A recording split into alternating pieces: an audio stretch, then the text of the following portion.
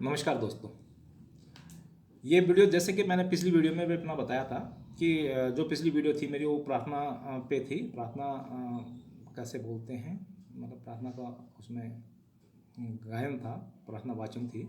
और उसमें मैंने ये आपको बताया भी था कि प्रार्थना को हम अपनी प्रार्थना शुद्धिकरण कैसे करें, उच्चारण कैसे होना चाहिए प्रार्थना का, उसके लिए मैं अगली वीडियो बनाता हूँ। तो ये वीडियो मैंने उसी के लिए बनाया हुआ है। तो इसमें जो ये वीडियो है मैंने 7 पार्ट्स में बनाया हुआ है। जैसे पहला पार्ट्स है कि प्रारंभिक ध्यान हेतु कौन कौन सी बातें होनी चाहिए कि जो हमें ध्यान में रहना चाहिए प्रार्थना बोलने से पहले, है ना। तो एक तो वह है। दूसरा है जैसे शब्द निर्दोष कैसे हों, शब्द में कोई दोष नहीं होना चाहिए, जो हम शब्द बोल रहे हो उसमें कोई दोष नहीं होना चाहिए। तीसरा है उच्चारण में आरोह एवं अवरोह का ध्यान रखें कि कौन सा पंक्ति की हमने अंतिम लाइन को ऊपर करना है, कौन सी पंक्ति की लाइन की हमने पंक्ति को नीचे को करना है, और कौन सा हमने एकदम स्थिर रखनी है ना।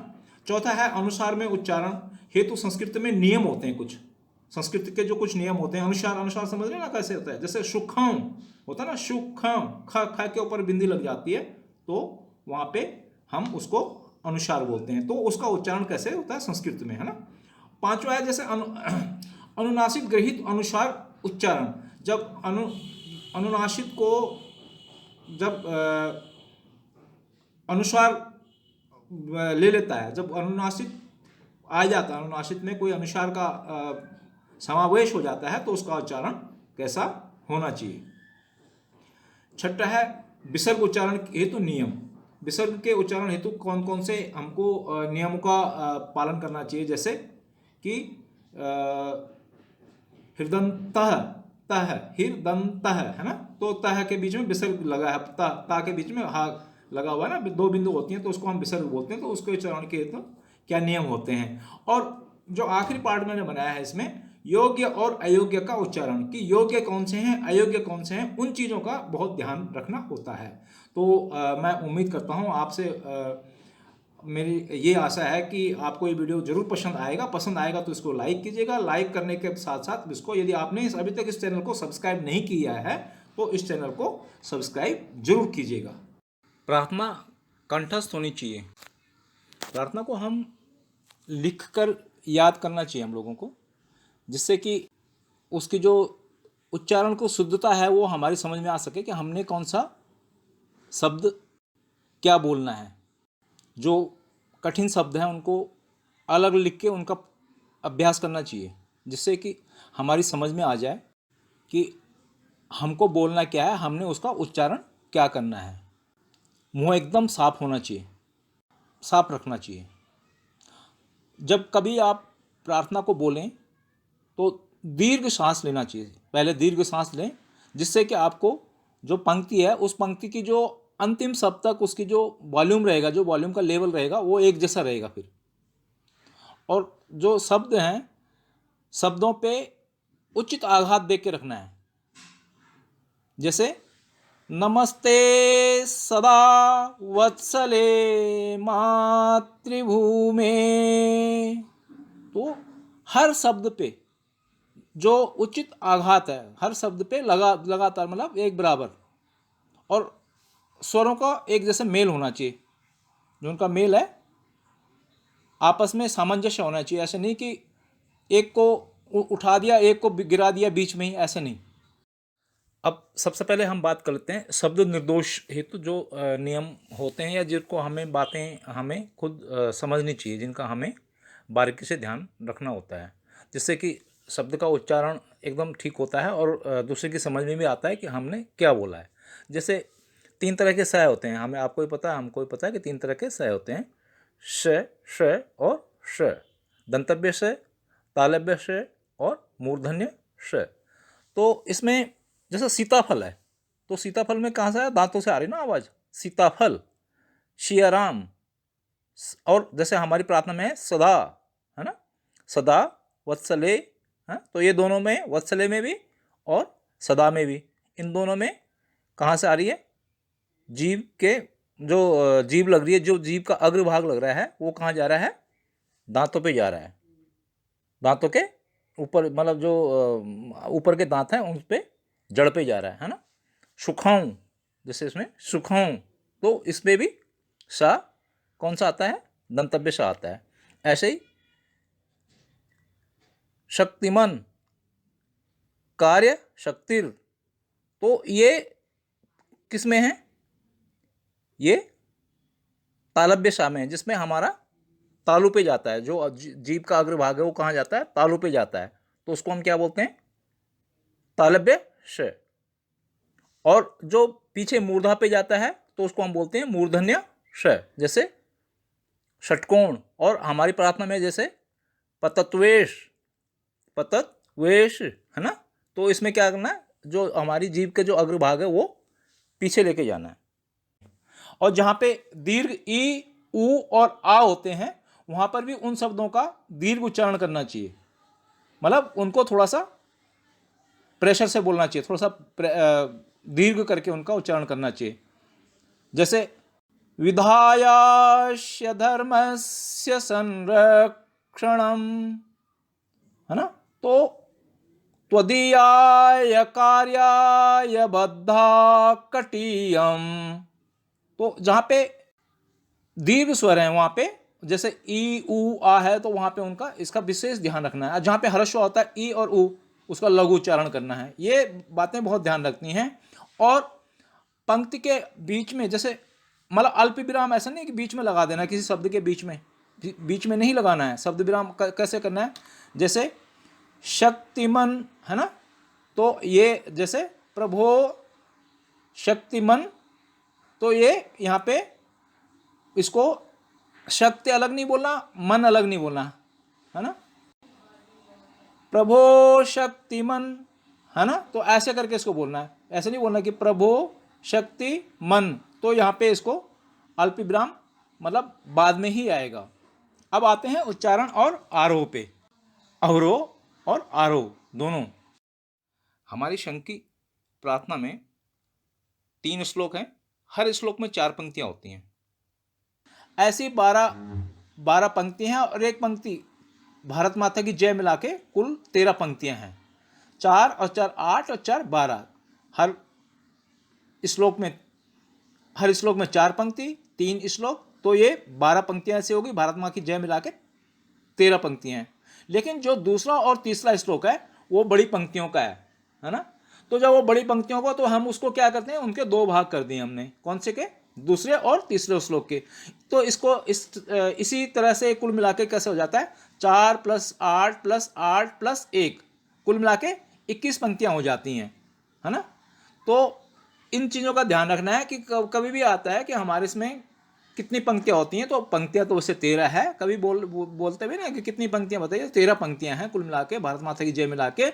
लेकिन जब हम बोलते हैं, जब हम उसको वाचन करते हैं, उच्चारण करते हैं, जब बोलते हैं, प्रार्थना बोलते हैं, तो उस समय हमारी ये कुल 21 पंक्तियां होती हैं। वो आधी आधी हो जाती हैं दूसरे और तीसरे श्लोक में।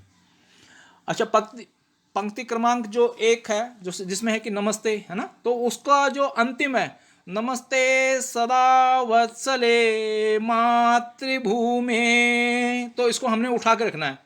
एक क्रम नंबर 1 में, क्रम नंबर 5 में प्रभो शक्तिमन हिंदू राष्ट्रांग भूता, तो इसमें भी इसको उठा के रखना है। ऐसे ही अजयांच, ये अजयांच, ये वाला क्रम नंबर 9, क्रम संख्या 13 समुत्कर्ष निश्रेयसस्ये कमुग्रम, है ना? तो इसमें भी क्या करना है हम लोगों को? जो आखिरी की जो शब्द है, जो आखिरी शब्द है, उसको चढ़ा के बोलना है। क्रम नंबर 17 में भी और क्रम नंबर 19 में भी।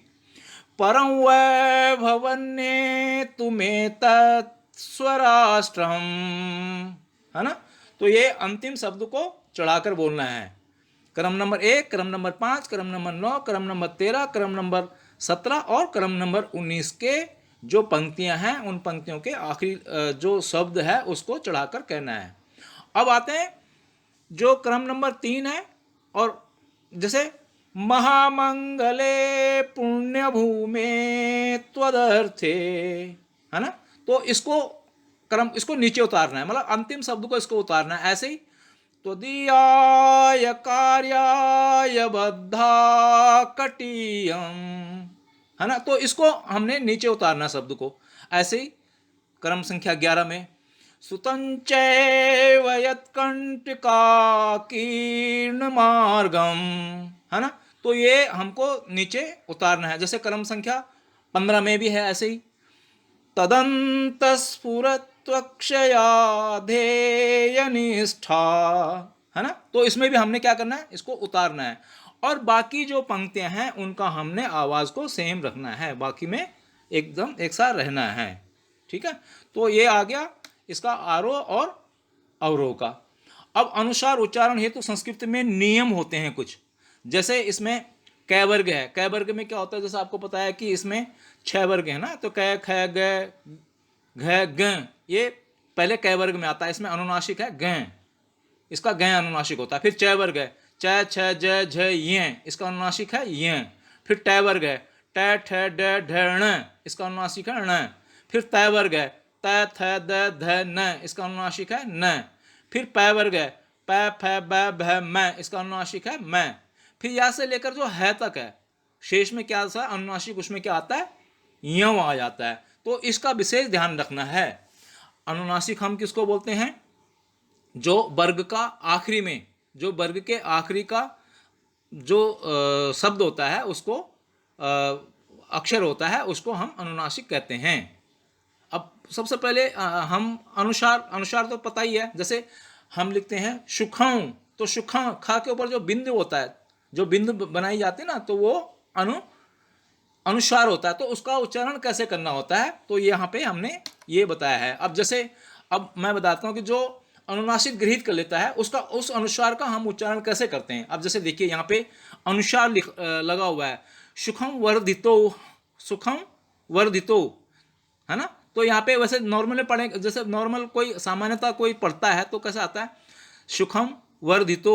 लेकिन हमने कैसे बोलना है, सुखम वर्धितो, है ना, सुखम वर्धितो हम, तो ख व हो जाएगा उसका। ऐसे सादर, जैसे सादरं त्वां नमामो वयम, सादरन यहाँ पे न बन जाएगा उसका, क्योंकि पीछे ता लगा है, इसलिए रा के पीछे न लग जाएगा। और ऐसे दूसरे में भी पीछे त्वा है ना, त्वा के पीछे ना लगा है, तो ना से पहले भी त्वा के पास भी न आ जाएगा ना। ऐसे ही शुभामाशिषं देहि, तो यहाँ पे भी शुभामाशिषं, तो उसको शुभामाशिषं हो जाएगा, क्योंकि पीछे दा है, तो वो उसका जो उसमें है तो वहाँ पे ना आ जाएगा। ता था दा धा न, ये सब एक ही वर्ग में है। ऐसे अजयाच, अब मैंने आपको बताया था ना कि चा छा जा झा य, अब ये चा में क्या है, इसका जो है वो अनुनासिक है य, तो यहाँ पे आएगा अजयाच विश्वस्य देहि शक्तिम, है ना।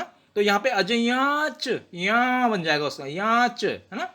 अब ऐसे ही सुशीलन जगत, यहाँ पे है सुशीलन, ऊपर सुशीलन के ऊपर क्या है, अनुसार लगा हुआ है, तो उसका क्या, जगत पीछे जा है, तो जा झा झा या, है ना। तो ये भी मैंने बताया कि इसके में क्या जाएगा, सुशीलं जगद्येन नम्रम भवेत। अब यहाँ पे फिर नम्रम, दूसरी लाइन में, अगली लाइन में क्या है, नम्र, नम्र के ऊपर भी अनुसार लगा हुआ है, तो उसको भी क्या करना है, नम्रम भवेत, क्योंकि पीछे भा है, ये भी देखना है, पीछे भा है तो वहां पे क्या आ जाएगा, नम्रम आ जाएगा। ऐसे ही श्रुतंचैव, श्रुतन चैव है ना, जो श्रुतन चैव है, तो श्रुतंचैव, है ना। तो ये ऐसा आ जाएगा, श्रुतंचैव यत्कंटकाकीर्ण मार्गम। ऐसे ही स्वयं स्वीकृतन न, अब यहाँ पे देखिए स्वयं, तो स्वयं के ऊपर जो आएगा तो यहाँ पे भी वो आएगा, क्योंकि पीछे स है ना, स है पीछे, तो वो भी यहाँ पे वा आ जाएगा, वा के ऊपर चंद्र बिंदु आ जाएगी। और पीछे फिर ना है तो स्वीकृतन के आगे भी उसमें भी न आ जाएगा, है ना। तो पीछे भी ना है तो उसके आगे भी ना आ जाएगा। सुगम कार्य, सुगम, फिर सुगम का में क्या, का खा गा घा ग, तो यहाँ पे ग आएगा, सुगम कार्ये, इस टाइप से, है ना, इस तरह से आएगा। ऐसे ही परम साधनन नाम, तो यहाँ पे परम परम परम साधनन नाम, यहाँ पे आएगा परम साधनन नाम, है ना। ऐसे ही परम वैभवन नेतु, ऐसे परम नीचे वाले में भी आएगा परम वैभवन नेतु, तो यहाँ पे भी वैभवन आएगा, उसके बाद में नेतु, है ना। तो यहाँ पे भी इस टाइप से हो जाएगा। अब विसर्ग के लिए भी समझ लेते हैं कि जो विसर्ग होते हैं तो उनके आगे कैसा हो जाता है। अब जैसे देखिए, विसर्ग में का, ख या प, फ आता है, तो विसर्ग का उच्चारण क्रमशः अख या अफ जैसा होगा। अब जैसे देखिए, हृदंत है लेकिन पीछे पा है, तो पा का क्या हो जाएगा, यहाँ पे तह का क्या हो जाएगा, तफ हो जाएगा। हृदंत प्रजागर तू, ये तफ बोलना है इसको, न कि हृदंत है नहीं बोलना है, हृदंतफ बोलना है। ऐसे विसर्ग के आगे यदि श और स आएगा तो विसर्ग का उच्चारण भी वही रहेगा जो उसमें है ना। जैसे जैसे यहाँ पे नह शुंग कार्ये, तो यहाँ पे नश हो जाएगा, नश शुगम कार्येत। यहाँ पे तदंत है तो वहां पे क्या आ जाएगा, तदंतस स्फूर्त्वक्षया, है ना। ऐसे न शहता, तो यहाँ पे क्या आ जाएगा, नश शहता। तो ये विसर्ग के हेतु मतलब नियम थे जो वो बताया मैंने उच्चारण के लिए। अब आ जाते हैं कि योग्य और अयोग्य। अब जैसे मातृ है ना, मातृभूमि में तो लोग क्या बोलते हैं, बहुत सारे बोल देते हैं मात्र, बहुत सारे स्वयंसेवक बोलते हैं मात्र या मातृ, तो वो गलत है। हिंदू है, हिंदू है तो उसको हिंदू या हिंद बोल देते हैं। सुखम वर्धितो, उसको सुखम धितो हम बोल देते हैं। प्रभो शक्तिमन, तो प्रभो अशक्ति और मन को अलग कर देते हैं, तो वो चीज़ें ध्यान रखनी है। वर्धितोहम, तो उसको बोल देते हैं वर्धितोहम। ऐसे ही त्वदर्थे है तो उसको त्वदर्थे या तदर्थे। ऐसे बद्धा है तो उसको बोल देते हैं बद्दा। ऐसे तत्पूर्तये है तो उसको क्या बोलते हैं, तत्पूर्त्येत, है ना। तो ये ध्यान रखना। जैसे देहीश शक्तिम है तो उसको देहीच शक्तिम या देही शक्तिम। ऐसे जगदेन तो उसको जगदेन बोल देते हैं। कंठ काकीर्ण है तो उसको बोलते हैं कंठ काकीर्ण। तो जैसे विधायश धर्मस्य तो उसको बोलते हैं विधायश धर्मस्य। परम वैभवन्नेतु में तत्स्वराष्ट्रम, ऐसे यहाँ पे परम, तो यहाँ पे परम बोलना इसको, परम वैभवन, तो उसको बहुत सारे क्या बोलते हैं, परम वैभवन्नेतु में तत्, ऐसा करके अलग अलग करके कर देते। तो ये सारी बेसिक चीज़ें, छोटी छोटी चीज़ें हैं। तो मुझे लगता है कि जो हमने बताया, यदि आप इसकी थोड़ा सा अभ्यास करेंगे तो अभ्यास करने से ये बिल्कुल आपकी प्रार्थना बहुत अच्छी हो जाएगी। और मैं तो ये कहता हूँ कि पहले लिखिए, आप प्रार्थना को लिखिए, लिखने के बाद में जब आप राइट डाउन कर लेंगे तो उसको जो कठिन कठिन शब्द हैं उनको अलग अलग करके लिखिए, बनाइए, और उसके बाद में आपकी अपनी प्रार्थना देखिए। फिर उच्चारण को, जो फिर लय है ना, फिर जो उसका स्वर है, फिर स्वर के साथ मिलाइएगा। कोई ऑडियो सुन लीजिएगा, ऑडियो सुन के फिर मिलाइएगा, देखिए आपकी प्रार्थना बहुत अच्छी हो जाएगी। भारत माता की जय। नमस्कार।